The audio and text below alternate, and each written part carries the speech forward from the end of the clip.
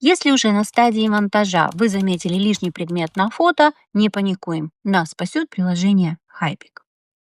После установки оно появится прямо на панели CapCut, и отдельно открывать ничего не нужно. Выделяем нужное фото, нажимаем Hypik и переходим в раздел Erase. Тут два инструмента. Первый — обычное выделение, обвели, удалили. Второй — волшебная кисть.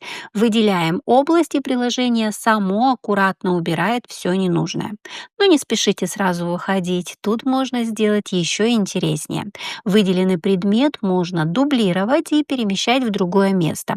Или, например, перекрыть им часть фото, чтобы отвлечь внимание или создать эффект клона. А если вы хотите закрыть логотип или лицо, для этого в Hypik есть отдельная вкладка с размытием и пикселями. Все это сразу сохраняется в проекте CapCut, можно продолжить монтаж без лишних шагов.